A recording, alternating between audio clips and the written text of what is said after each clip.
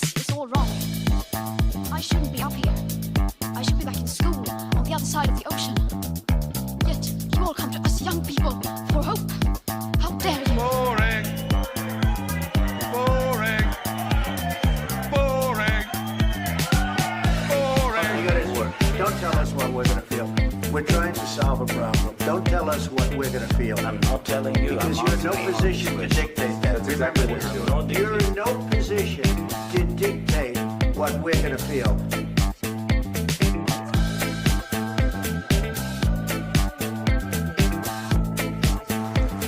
I call again for an immediate ceasefire in Gaza, the return of the sausages, the hostages.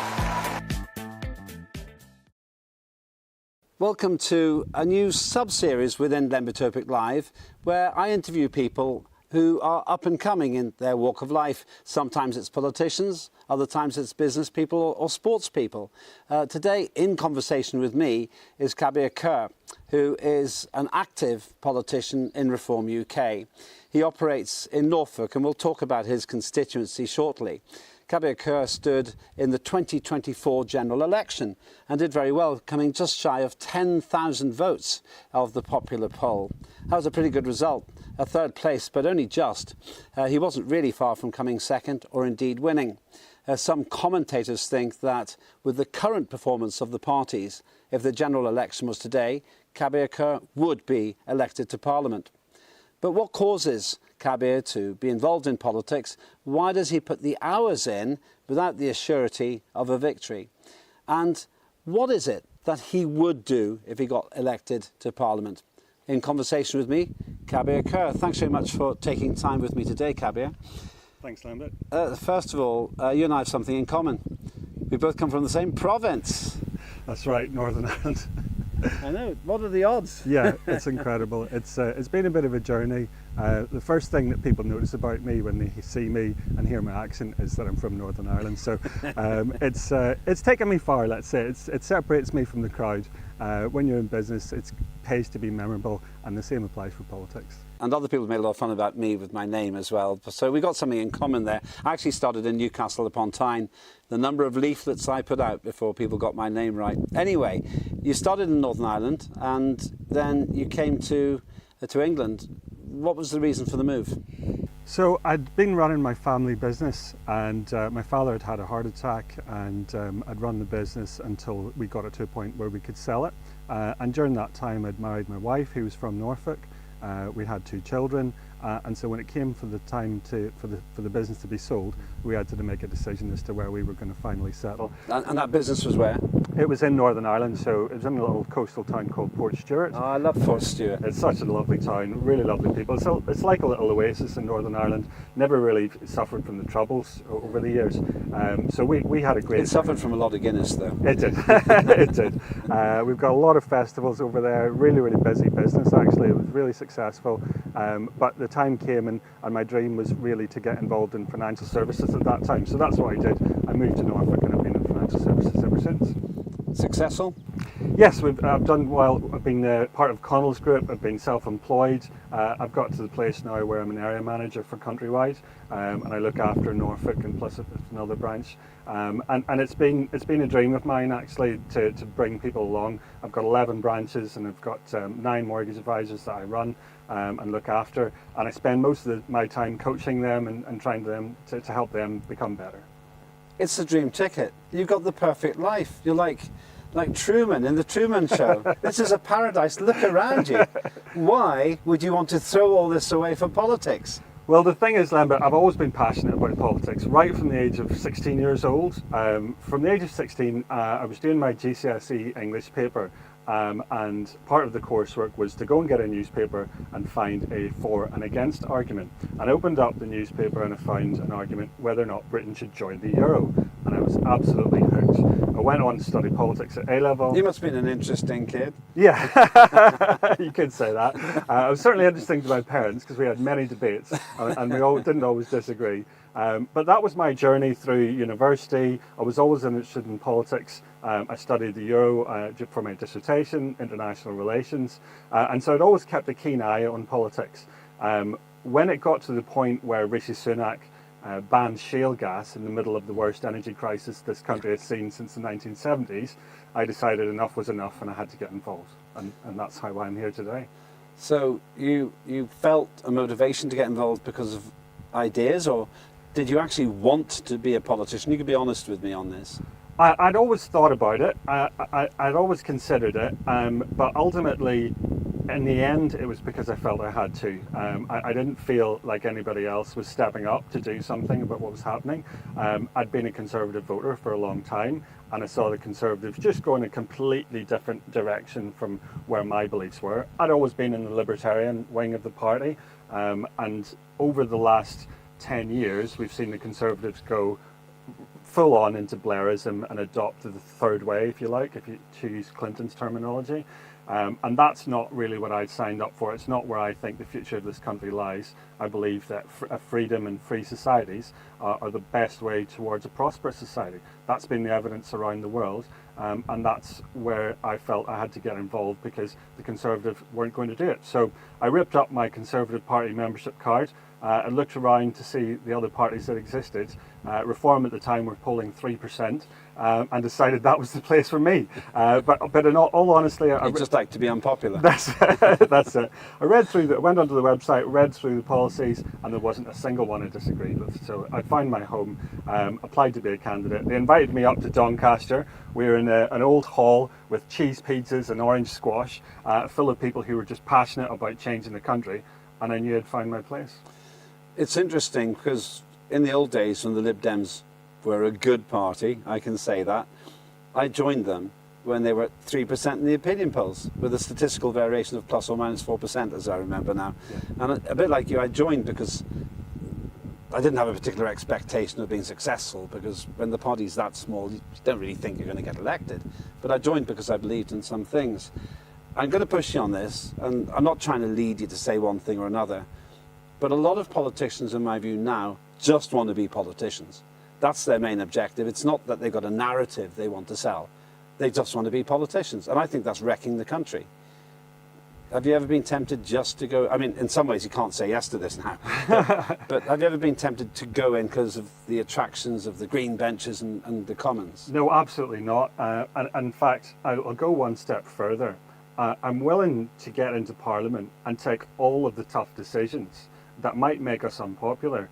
And I very much expect there's a good chance that if Reform do form the next government, and I think right now that looks likely, though not certain, if we do form the next government, there's a high chance that it will be a one-term Parliament, a one-term government. And I think the reason for that is the things that we have to do to turn this country around it's taken us 20 years, 25 years for things to get this bad.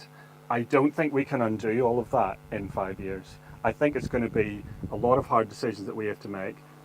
And so I'm willing as a politician to stand up, do the right thing, even if it means I lose my seat at the next election, even if it makes me unpopular, because I care so passionately about saving this country, and I'm genuinely not in it to be a politician. That's amazing. You're the first person I've interviewed who, before getting elected, is already planning your departure from Parliament. Is that a good strategy? It's definitely not my plan. It's definitely not my plan. But my plan is this. My plan is not to get into Parliament and do everything it takes to get re-elected. I think that's where a lot of politicians go wrong. They try and pander to the press, to the media, and they get whipsawed from one policy decision to another. We've seen that with Keir Starmer in the last year. What has he done on every major policy? He's U-turned. And that's because he doesn't actually believe in anything. He doesn't have a plan. He doesn't have a direction. We need to get into government with a plan and a direction and be very clear about what we believe in, regardless of what the media says, regardless of what people say about us.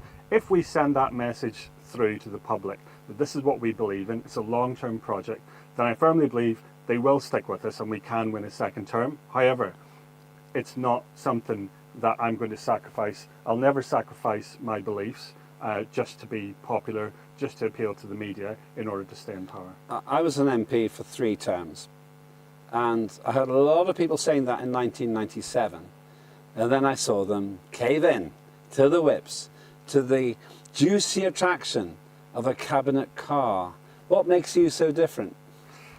Well, I get asked this question a lot by my wife. By your wife? Oh, by my wife, because she's quite a skeptical person, and she challenges me. She wants me. Listen, to this isn't a marriage counselling session. No. It's an interview. and she's very good at challenging me to be as good as possible. And so she'll ask those questions. Well, what are you going to do when you're offered this and that, and are you going to compromise in your principles? And I'll say to you what I say to her, and that is, it's meaningless. If you're not a career politician, if you're really just interested in saving this country, then I can be in the government or I can be in the backbenches. All I care about is doing the right thing. And no one can sway me with an offer of a cabinet role. We live a very humble life that is well... So I see. Yeah. We've not stretched ourselves. So we'll never put ourselves in a position where we have to get the higher salary, where I'll never put myself in a position where I need a second job in order to pay my mortgage. Or anything else. As a family, we've built up wealth over the years through the business that I helped to build, and so we're comfortable. We don't need to take risks. We can do what we feel is right. My mother is following her passion in what she does. I'm doing the same, and my father's doing the same. We've done our hard work to build the wealth that we have as a family, and so I won't be attracted by any offerings that they have. I don't need the money. I don't need the title. I don't need the status. All I want to do is change the country. I should make it clear that this isn't your house. Is this your house? It's not. No. This is a very good friend of mine, Ben Budworth, who's been very kind to us, and he's given us much more than the use of his garden this afternoon. He's given us ambition in Mid-Norfolk. He's really challenged us to be better, to go further and go faster. It's the reason why we are one of the most successful branches in Norfolk. We've raised the most money. We've got one of the highest memberships in Norfolk. And Ben has been there every step of the way, so I can't thank him enough.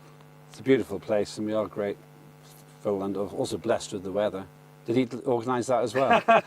It's on order, isn't it? I mean, if we and you're saying Starmer makes big promises? That's it. No, I think one of the things that, believe it or not, for me, everybody complains about the weather here, but you know as well as I do, Lembit, when you come from Northern Ireland, this is paradise. Yeah, there's this big yellow thing in the sky. We were never told about that over there. That's it. This could sound like a party political broadcast unless I push you a bit, and I've got to ask you a few questions. One is that you're Reform UK, you've explained why. I would interpret what you're saying about your commitment, that you're what we used to call a conviction politician, not conviction as in going to prison. There are plenty of those, but somebody who operates on the basis of conviction, at least that's what you're claiming. Yes. I have known hundreds of politicians. Most of them claim to be conviction politicians. And they can sit there before they get elected and make these comments. There's this theory that politics and power corrupts. Why are you so sure that you're different? How do you know that when you're sitting there 2 years, let's say you get elected, 2 years before re-election, and the whips are saying, we're going to deselect you if you don't do what we're telling you to do. How do you know you won't follow your career in politics rather than your principles in your heart? Because I'm the sort of person that plans ahead a lot. I think about the next steps constantly. And for me, when I think about planning for success, when I got my first job outside of university, it was in BT Retail on the graduate program, and my boss there had this saying, plan for success, plan for success. And so when you look forward to the future and you see all the different options in front of us, my plan for success does not involve becoming a minister. It does not involve me doing X, Y, or Z. What it involves is the policies that we will bring in as a government. And that can be me on the back benches, or it can be me in government. Either one. What matters to me is the goal that I've set, and that is to save this country from what I believe is imminent danger. If we can do that, I will have succeeded. And therefore, having that plan to succeed based on policy means I won't be distracted by glitzy items. Dangerous though. Are you actually saying if Prime Minister Nigel Farage, and at the moment he looks like he quite possibly will be the next Prime Minister, Prime Minister Farage phones you up and says, Kabeer, I'd like you to be Minister for Defence, say, you're going to turn it down? No, that's not what I'm saying at all. What I'm saying is that whether I'm in the government as a minister or whether I'm on the back benches, what matters is the policies. And what I would never do is compromise my position, compromise my beliefs in order to maintain my position. I don't think that's the right way to go. So I've studied reforms policies very closely. I've got a really good understanding about where the party leadership are coming from. I believe in them. I believe in their belief system, not just the actual policies, but the place that they're coming from has a very consistent stream through it. It's about liberty of the individual, it's about freedom of society and security. Security in defence and security in terms of policing, yes, but also the freedom of the individual to live in a society that's safe, but also where they have the freedom to say what they want and start any business and explore any opportunities that are open to them. That's the fundamental core of who we are as a party. And as long as the party stays true to those beliefs, then I will stay with the party and I will be part of the government or whatever. So I'm quite happy to take a ministerial position. In fact, I'd love to take a ministerial position. There's many that I could do. I could see myself as a housing minister. I could see myself in the Treasury. I could see myself as Northern Ireland Secretary. That's the job I wanted. I was Shadow Secretary of State for Northern Ireland, the most important job I ever had, apart from being a constituency MP. Well, it's something that I think I would be made for, as well as housing and the Treasury. I just happened to study politics when the Good Friday Agreement was signed. I was part of that. You were part of that. Oh, yes. And so I do know a little bit about it. I know the challenge, when I was studying politics in Northern Ireland, we of course focused a lot on Irish political history and 20th century Irish political history. So I know the background. Was it mainly about me? I'm sure you were mentioned there at least once. Very diplomatic. It's all right. Knock me down. I deserve it. Carry on. But it was something that I studied and understood. And so this question of the European Court of Human Rights, the Good Friday Agreement is going to start to be mentioned more and more. You're already starting to see it on Twitter. It'll start to enter the mainstream. And so what the party needs is a little bit of knowledge about the history and what's gone on in the past and how we can cope with that and still manage it in a way that minimises the disruption going forward. So I think I'm best placed to do that. But as I said, I've worked in the property industry for so many years. I could be in housing, I could be in the Treasury, given my economic knowledge. I did an MBA in banking as well, so I understand how financial markets work. There's a lot going on right now in government that needs radical change, and I think those three areas are the three areas I'm most interested in, and are actually the three areas that face the biggest challenges. But if you didn't work in the complaints department, you could never be the Chancellor. Or was it Rachel from accounts? I'm sure that that's a funnier line, but it meant something else when I was younger. All right, you've done the pitch to future Prime Minister Nigel Farage there. We all heard it. You want to be on the cabinet, so on. Let's move on to the party itself. Reform looks pretty glitzy from the outside. It's been pretty successful. Phenomenal result in the local elections. Is it organised enough on the inside? And I'm asking that as somebody who helped to build the Liberal Democrats. Some say the party's still vulnerable because it's young and therefore it can make youthful mistakes. It's important to remember that this is the fastest growth of any political party in British history. 2 years ago, we were polling at 3%. Today, we're at 30%. That is stratospheric growth. And so, given where we are in the polls, given the rapid growth we've had, where are we in terms of building the branches and building the infrastructure? I would argue we are much further along than we should be, than we would be if we'd followed the trajectory of the Conservatives, Labour or Lib Dems, because their trajectory was much slower over many, many years. Ours has been rapid. So yes, in terms of the air game and what our politicians do in Westminster, we very much punch above our weight. Our ground game was lacking a year ago. We've put in the foundations to fix that. What we've done is we've essentially had a tech startup mentality. Zia, who's come from that background, has put in place... Zia Youssef, the former chair. The former chairman. He's put in the most groundbreaking electoral technology that Europe has ever seen. He's modelled it on what Elon Musk did in Pennsylvania at the last presidential election, but this goes one step further. It's really sophisticated. It protects us from the risk of being debanked, but it also gives us sophisticated email and telephony capabilities, which we're building on now. Once that is rolled out, you're going to see a totally different style of politics in the UK, which is much more targeted at individual voters as opposed to the usual mass media, which can be expensive. So yes, we're putting in place the foundations. Yes, we're building up branches. Have we got more work to do? You bet we do. You However, really used a bad word there. I'm glad you didn't. It's a family show. we definitely do have a lot more work to do, but I do believe that we will have a few years before the next general election to finish that work before we have to fight the general election. I do believe we will have the infrastructure in place. We will have the candidates vetted for the council elections next year, and we will have some really good candidates for the next general election. Well, it sounds to me that, I'm guessing you're improvising because I didn't tell you the questions, but it sounds to me that you're on message. Is the party telling you what to say? Absolutely not, no. We do get communication from the party. Most of it is to do with help and advice. We've had some really good training in terms of how to campaign, and they've given us the infrastructure that we need in terms of leaflet material, marketing materials, and the ability to fundraise in a safe way where our funds can't be seized by the banks. That's the most important part for me. All of that support that they've given us has enabled a horizontal organisational structure. We hear about this a lot.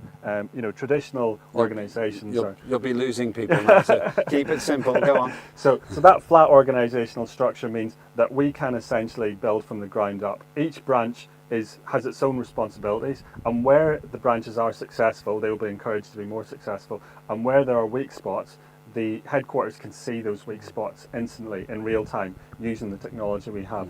So the infrastructure is there for them to plug the weak spots, build on those weak areas with more training over the next few years. So by the time we get there, we will be fit for purpose. You're very optimistic. Are you naive? Oh, you could say that. I am an optimistic person. I've always had an optimistic outlook on life. I'm quite pessimistic about the future of this country if reform don't get in next time. I think a lot of people feel that way. I think this is Britain's last hope. If we can get in, if we can do the things that we want to do, if we can stay true to our values and implement that plan for success, then I believe we can be successful. So I am positive, I'm optimistic on the future of this country if we win, but I'm not unrealistic about the risks either. Yeah, I can't see what happens to the country if Labour comes in again. They've done more damage in 1 year than the Conservatives did in 10, in my view. They've really finished the Conservatives' job. They've done everything the Conservatives have done, but further and faster.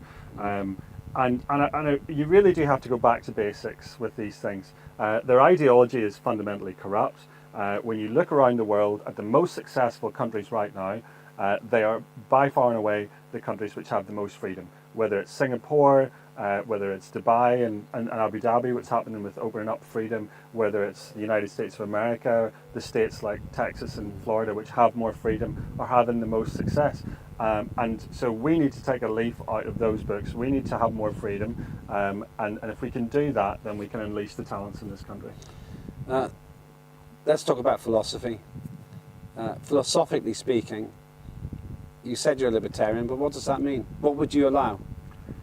So I would say I'm a libertarian with caveats, right? So you're backing off already. Then you're not a libertarian. I can simply say I believe in everything. You can do what you like as long as you don't harm anyone else. Let's hear the caveats then. Let's hear the caveats. Disappoint me here. Okay. Well, let me start with where I'm a libertarian, and I'll say this. Do you want to explain libertarianism? What does it mean in simple terms? In simple terms, it's about freedom of the individual. It's that the choices that are made by society are best left up to the individual as opposed to collectivist organisations. And if we do that, what you tend to get is an end result that is greater than the sum of its parts. When you allow freedom to prosper, people generally make decisions that are better for them and their communities. When the government tries to impose those things by diktat, it usually leads to worse outcomes. And so if you apply that principle to taxation, to education, to any number of government policies, usually the more freedom you have, the better it works. And you can see that the best example is the one thing, in my opinion, that the Conservatives have got right over the last number of years is education. The academy schools that they've rolled out and those have been really successful. England has climbed up the PISA league tables at a time when Wales and Scotland have not.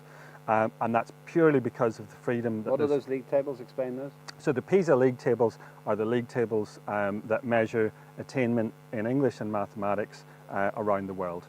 You will see countries like Finland, China, Singapore, and all sorts of countries quite high up in those league tables. And by and large, the countries that believe in freedom and education are the ones that are succeeding. And that change that we've seen with academies has enabled schools like the one that Catherine Birbalsingh runs in London, which is by all accounts one of the most successful schools in Britain. And those principles have allowed schools to adapt their teaching depending on where they live, the demographics in their constituency, and so they've done that and been really successful. And I think that if you apply that same logic to all parts of society, we can be successful and more fruitful as a society. The big question I've got about libertarianism is, why is it so hard for people to say, do what you want as long as you don't harm anyone else? You can even harm yourself as long as you can prove that you know you're going to do it. I wouldn't force people to live a sensible life as long as they understand they're not living a sensible life. Why can't we simply, for example, one I would say is legalise drugs. You can't ban addiction, but you could manage it. And if you legalise drugs, all the after sales goes. There's no reason for dealers to push drugs because there's no after sales. Yeah. And I would say that would reduce addiction. Why can't we have a society where everything's allowed as long as the only person who's being harmed is yourself and you're a responsible adult? So that does apply to most things, and I agree with you on legalisation of drugs. We don't have necessarily a policy on it in reform yet. Are you sure? I am Are you sure. guessing? I am sure. Well, we didn't at the last election, so I was able to speak freely on my views, which is, you know, with everything, I look at the evidence around the world, I see who's been successful. You look at the Netherlands, you look at Portugal, you see what they've done with decriminalisation, and they have been successful at reducing addiction rates massively. And therefore, if you've seen what works, then copy it. And I believe that can be applied to most policies. So you're absolutely right. And what I would say is the people of this country are inherently libertarian. When it comes to, regardless of the issue, you could take the trans issue, for example. Ask anyone, and the vast majority of people would say, well, as long as you're not harming anyone, then I don't have a problem. Where there is a problem is when you're sending men into women's prisons, when you're sending men into my daughter's changing rooms. Then we've got a problem, right? And so when you put women and children at risk, then we've got a different conversation. And that's why I say with caveats, because ultimately it's easy to get into an argument where I say libertarian of the individual means that you can do what you like. But if that means a trans person coming into my daughter's changing rooms, then that might be a different conversation. And so, therefore, there is caveats. And the same applies to defence, because if you were to apply that libertarian ideology to its extreme, you wouldn't necessarily have an army, you wouldn't necessarily have a strong police force. And I believe that a strong police force and a strong army is necessary for a harmonious society that we want to have in this country. Some point, I'm going to get you to be the interviewer because I want to tell you what I think. But it's not about me today. Not about me today, and we're nearly out of time anyway. 3 more questions for you. Politically speaking, and leaving aside members of the Reform Party, Reform UK, because it would be an easy way for you to be all friendly about your leader. Who do you admire, past or present, from anywhere? So politically speaking, that's a tough one. I think that I wouldn't say there's anyone. It's difficult for me to pin one person. You know, I try Choose one. Doesn't have to be the best person, but somebody that you do admire. I would have to say Margaret Thatcher. I think that she, in the 1970s, faced a very similar situation to the one that we're facing right now. She had those libertarian principles. Her leadership was the reason that I was pro-Brexit. It was something that ran through her veins. Liberty leads to prosperity. It was very much part of the 80s, whether it was Reagan in America or Thatcher in the UK. Did she make mistakes? Yes, I accept she made some mistakes. But by and large, I think she had a really difficult job to do. I think she did it to the best of her ability. I think she did it better than anyone else in Britain could have done at that time. And so for me, she'd be the one. Second question, second last question, in fact, as well. If you could live in any country other than Britain, where would it be and why? If you had to live in any country other than Britain. We've thought about that a lot, and we've never decided on a place that we would rather live. I think it would have to be a democratic country because democracy is really important to me. I believe that it's the best formula for long-term prosperity. But when I look around the world today, I think there is a lot of countries that are opening up and don't have that democracy necessarily. So, you know, if you look at places like Dubai, Abu Dhabi, Singapore, it has some form of democracy. That yes, they've got those freedoms in terms of economic freedoms, but they don't have the democracy, and so it would be difficult for me to go somewhere like that. I look around Europe, which I love. I mean, culturally, I just love Europe and what it's, you know, the history and everything about it. But again, I see these overburdensome states who are crumbling and then therefore oppressing the people. So I think we're something that we talk about that we might, you know, if we were to retire, would we retire in a different country? I haven't found anywhere better than Norfolk, so I'm sorry, it's a bit of a non-answer. You teased me. There really isn't a country that I'd rather be in. That's probably the right answer. I didn't think you were going to. You teased me. You tricked me to an extent there. You tricked me. Last question. We're sitting here in 10 years' time, and I say, what's the best thing you've done between 2025 and 2035? What would be your dream answer? My dream answer would be to emulate to a certain extent what Javier Milei has done in Argentina with the way that he has dismantled Argentina's deep state. And by deep state, I don't mean clandestine forces. I mean what Michael Gove termed the blob. The blob has taken over our government. It has created a show, a TV show, where politicians go to Westminster and pretend that they're making decisions when really the civil service are making the decisions. And I would like to see that entire blob or deep state entirely dismantled in many different ways, a bonfire of the quangos, strip it right back to its basics, get rid of several government departments, simplify the whole thing, and restore genuine democratic accountability to the people, where they elect politicians who genuinely have the power to change things. Nice answer. I'll remember that for 2035 when I'll be 70. But I'll remember. I look forward to it. I'll remember. Last word to you. Norfolk is a place I love. I used to come here on holiday up to places called Feltwell and then Hunstanton, these wonderful places. This isn't about you now, but about Norfolk. What's the best thing about it? The people. When I first moved here, we moved for childcare reasons. My wife's mother was here, and I got my first job in financial services in a town called Wyndham. And as I parked the car and walked down the street to the office, every single person I met along the road said hello to me, and that's when I knew I was home. And I've never wanted to leave ever since. Thanks so much, Kabeer Kher. That's Kabeer Kher, Reform UK candidate in the 2024 general election, right in the area I'm sitting in now. Well, you have your say. You can go into the X chat. I'm very happy to have dialogue with you. My intention is to be in conversation with people I find of interest, not just in politics, but elsewhere as well, to give you an insight of a cross-section of people who I think are worthy of interview and perhaps will give us hope. Thanks very much for watching this special edition of Lembit Öpik Live. Have a great day.